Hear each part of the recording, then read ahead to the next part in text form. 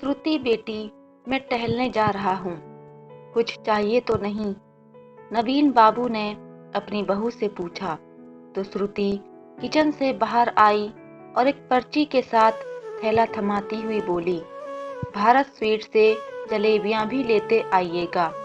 आपके पोते को बहुत पसंद है। जानता हूँ, लेता आऊँगा।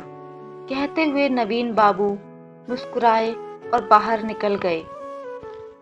सरकारी स्कूल के प्रधानाचार्य के पद से सेवानिवृत्त होकर नवीन बाबू पत्नी संग खुशहाल जीवन व्यतीत कर रहे थे। बेटी सुरभि अपने ससुराल में खुश थी और बेटा सुशांत अपने परिवार के साथ दिल्ली में सेटल था। जी करता तो पति पत्नी बच्चों से मिल आते थे। 6 माह पहले पत्नी का देहांत हो गया। तब वे बहुत अकेले हो गए, अस्वस्थ भी रहने लगे तो सुशांत ने उन्हें अपने पास बुला लिया। कुछ ही दिनों में उन्होंने खुद को शहरी वातावरण के अनुकूल ढाल लिया।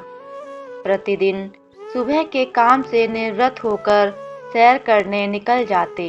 लौटते हुए सब्जी भाजी और घर की आवश्यक वस्तुएं भी साथ ले आते। पोते अंश के साथ खेलने और उसे कहानियां सुनाने में उनके दिन मजे में कट रहे थे। कभी कभी पत्नी की तस्वीर से बातें करते हुए कहते, कुछ दिन रुक जाती तो तुम भी ये सुख भी भोग लेती। श्रुति की माँ एक रिश्तेदार की शादी अटेंड करने दिल्ली आई थी तो बेटी के पास भी चली आई। समधी जी से हाल समाचार पूछकर वो दोपहर में बेटी के साथ बातें करने लगी। ये तेरा ससुर तो बड़ा फिट है, कब तक टिकेगा यहाँ? श्रुति की माँ ने धीरे से पूछा। बस कुछ महीनों की बात है माँ, अंश की आदत उन्हें पड़ जाएगी तो फिर कभी वापस नहीं जाएंगे। गांव वाला घर बेचकर पैसे मिलते ही उन्हें किसी आश्रम वाश्रम में भेज देंगे। जरा धीरे बोल बेटी, दीवारों के कान होते हैं।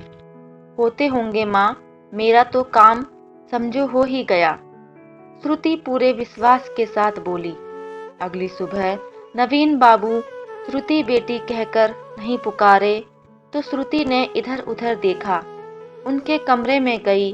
बिस्तर साफ सुथरा देखकर उसे कुछ शक हुआ।